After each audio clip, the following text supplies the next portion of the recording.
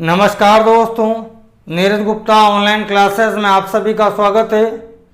Last video में हम भारत के संविधान निर्माण पर बात कर रहे थे और आज उसी कड़ी में हम बात करेंगे कैबिनेट मिशन योजना। कैबिनेट मिशन भारत क्यों आया, वह इस मिशन के भारत आने का उद्देश्य क्या था, कैबिनेट मिशन योजना में कौन कौन से महत्वपूर्ण प्रावधान थे, इन सभी बिंदुओं पर आज हम बात करेंगे। तो आइए शुरू करते हैं कैबिनेट मिशन योजना। कैबिनेट मिशन योजना 1946, कैबिनेट मिशन प्लान 1946। 1945 में द्वितीय विश्व युद्ध समाप्त हो चुका है और युद्ध समाप्त होने के उपरांत ब्रिटिश सरकार के समक्ष आर्थिक संकट खड़ा हो जाता है। ब्रिटेन की जो अर्थव्यवस्था है वो खराब होने लगती है। अब ब्रिटिश सरकार के समक्ष यह समस्या खड़ी हो गई कि अब स्वयं को बचाएं या फिर अपने उपनिवेशों को।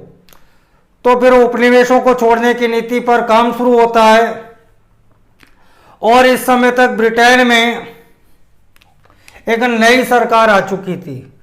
ब्रिटेन में 1945 में जो चुनाव हुए थे, इसमें लेबर पार्टी यानी श्रमिक दल की सरकार आ चुकी थी, श्रमिक दल। और इस सरकार के जो प्रधानमंत्री थे, पीएम थे, वह थे क्लेमेंट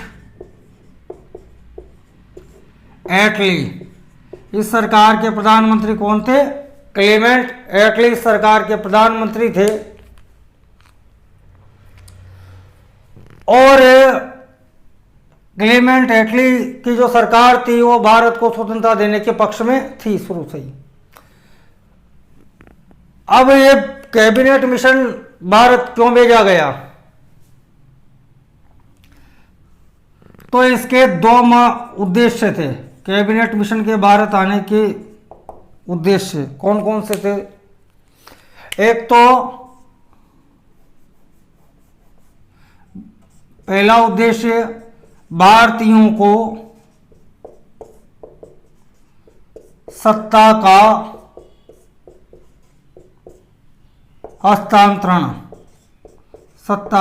हस्तांतरण, और दूसरा था भारत के लिए संविधान सभा का गठन करना।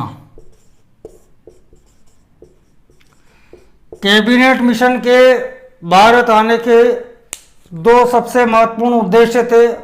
पहला, भारतीयों को सत्ता का हस्तांतरण, अर्थात भारतीयों को सत्ता का हस्तांतरण किस प्रकार से किया जाए, यह इस मिशन का पहला उद्देश्य था।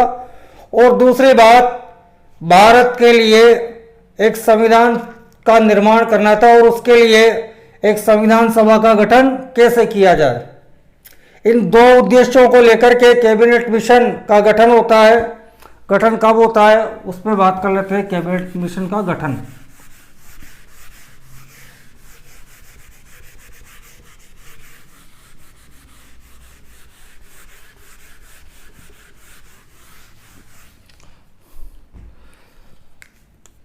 तो 19 फरवरी 1946 को पैट्रिक लॉरेंस के नेतृत्व में एक 3 सदस्यीय कैबिनेट मिशन का गठन किया जाता है। तीनों सदस्य ब्रिटिश सरकार में शीर्ष स्तर के जो मंत्रिमंडल था उसके शीर्ष मंत्री थे। पैट्रिक लॉरेंस के नेतृत्व में इस मिशन का गठन किया जाता है, यानी पैट्रिक लॉरेंस इस कैबिनेट मिशन के अध्यक्ष थे। और इसके जो 2 अन्य सदस्य थे वो थे sir Stafford Cripps, sir Stafford Cripps. दूसरे हैं सर एवी अलेक्जेंडर।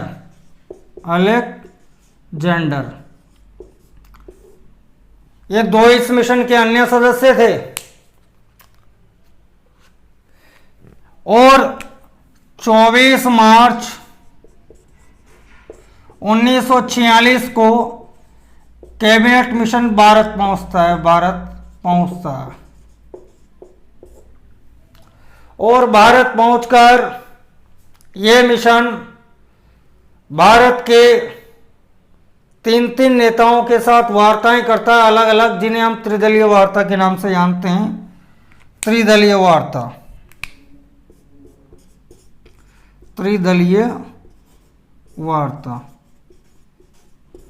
अब जैसे कांग्रेस के जो 3 नेता थे वो कौन कौन थे जिनके साथ वार्ताएं की जाती है, जैसे जवाहरलाल नेहरू है, सरदार वल्लभ भाई पटेल हैं और मौलाना अबुल कलाम आज़ाद थे। इसी तरह लीग की ओर से 3 नेता हैं, एक तो मोहम्मद अली जिन्ना हैं, लियाकत अली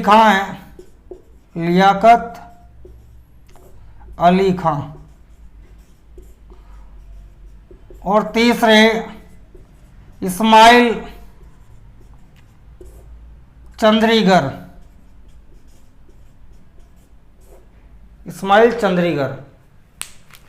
यानी 3 नेता तो कांग्रेस की ओर से और 3 नेता लीग की ओर से, इनके साथ त्रिदलीय वार्ताएं की जाती है। कांग्रेस की ओर से कौन कौन थे?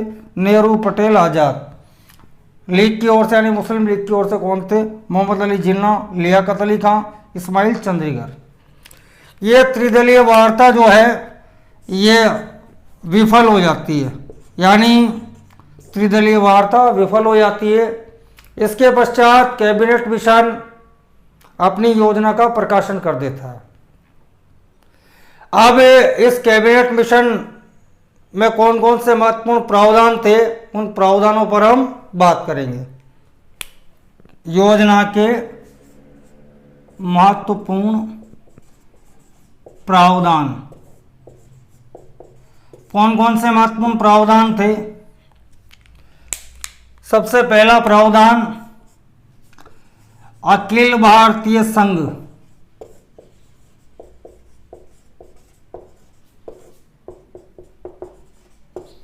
का गठन करने की बात कही गई कि एक अखिल भारतीय संघ का गठन किया जाएगा। इस संघ में ब्रिटिश भारत के प्रांत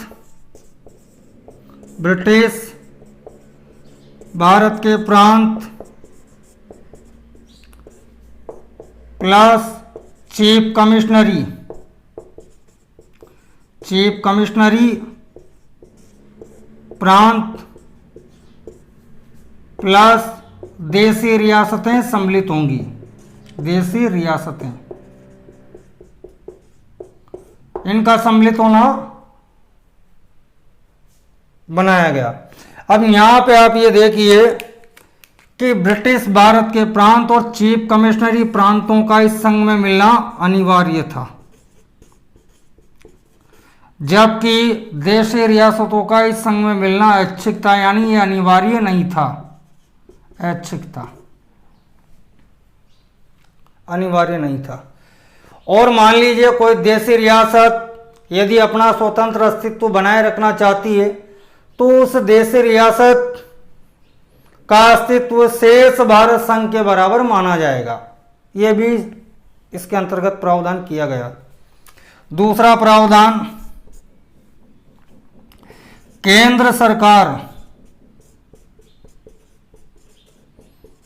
के पास केवल 3 विषय रहेंगे, यानी जो केंद्र सरकार रहेगी उसके पास केवल 3 विषय रहेंगे। और वो 3 विषय कौन कौन से हैं? रक्षा, विदेश व संचार, ये 3 विषय होने थे। आप यहाँ पे ध्यान रखिए, यहाँ से आपके काफ़ी अच्छा क्वेश्चन बन सकता है कि कैबिनेट मिशन योजना के अनुसार निम्न में से केंद्र सरकार के पास कौन सा विषय नहीं होना था।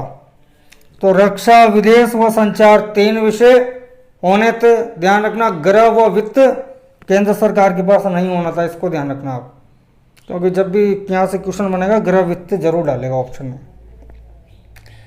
तो ये हमने बात की, अखिल भारतीय संघ केंद्र सरकार के पास केवल 3 विषय होने थे, 2 प्रावधान पढ़ लिए। अब आगे बात करते हैं। अगला प्रावधान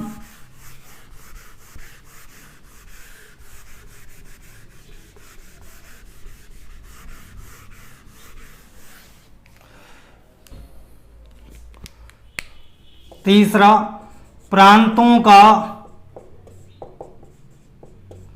3 भागों में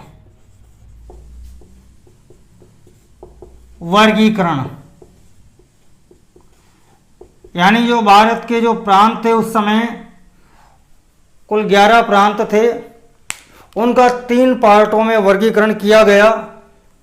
जैसे ग्रुप ए, ग्रुप ए के अंतर्गत पंजाब, सिंध और उत्तर पश्चिमी सीमा प्रांत, उत्तर पश्चिमी सीमा प्रांत, ये ग्रुप ए के अंतर्गत होने थे। ग्रुप बी, ग्रुप बी में बंबई, मद्रास, बिहार, उड़ीसा,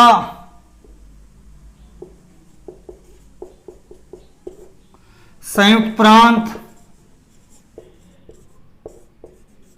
और मध्य प्रांत, ये कुल 6 प्रांत ग्रुप बी में होने थे। ग्रुप सी में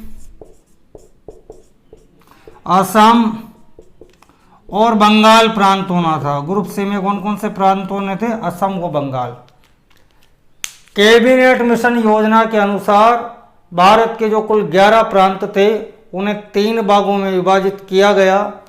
ग्रुप ए के प्रांत, ग्रुप बी के प्रांत, ग्रुप सी के प्रांत। ग्रुप ए में पंजाब, सिंध, उत्तर पश्चिमी सीमा प्रांत को रखा गया।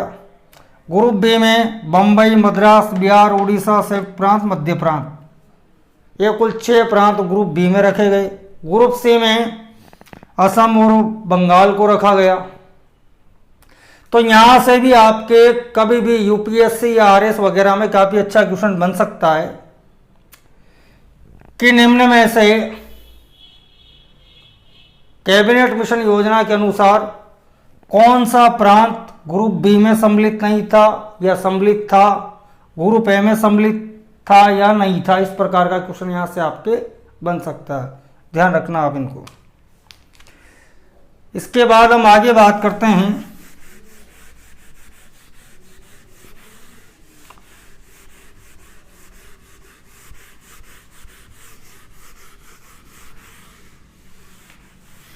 जो हमने 2 उद्देश्य पढ़े थे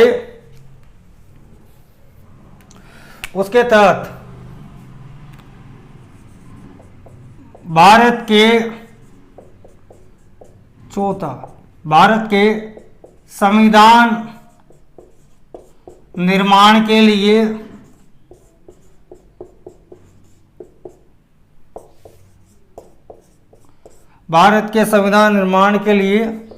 संविधान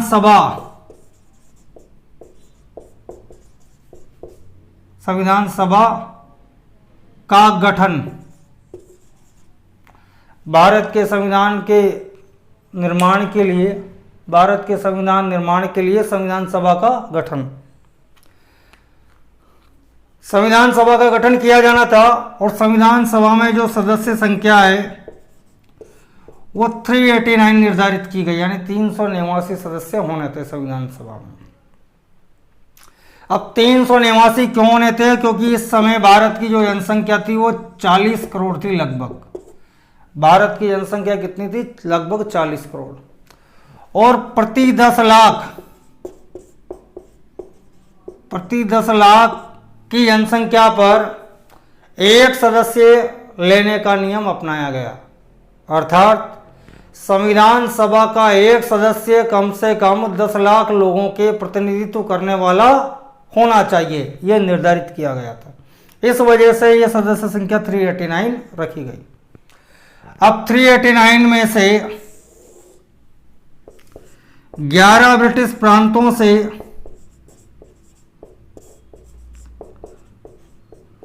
292 सदस्य होने थे। चीफ कमिश्नरी प्रांतों से कुल 4 मेंबर होने थे और देशी रियासतों से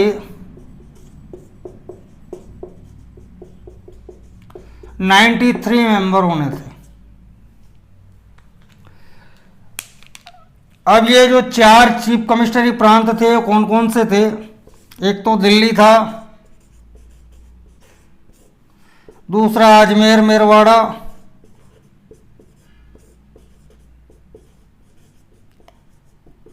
और तीसरा कुर्ग, ये कुर्ग कर्नाटक में आजकल, और चौथा बलूचिस्तान है, बलूचिस्तान पाकिस्तान में, बलूचिस्तान। ये कुल 4 प्रांत होने थे। ध्यान रखना इन चारों नामों को कभी भी क्वेश्चन हो सकता है। कैबिनेट मिशन योजना के अनुसार निम्न में से कौन सा चीफ कमिश्नरी प्रांत नहीं था? तो ये तो भारत के संविधान निर्माण के लिए एक सदस्य संख्या का ढांचा था कि भाई प्रति 10 लाख पर एक सदस्य लेंगे। संविधान सभा के सदस्यों का चुनाव कैसे होगा? वो प्रांतीय विधानसभा के सदस्यों के द्वारा किया जाएगा। 11 ब्रिटिश प्रांतों से 292 लेंगे, चीफ कमिश्नरी प्रांतों से 4 और देशी रियासतों से 93 लेंगे। चीफ कमिश्नरी प्रांत कौन कौन से थे? दिल्ली, अजमेर, मेरवाड़ा, कुर्ग, बलूचिस्तान। इसके बाद हम आगे बात करते हैं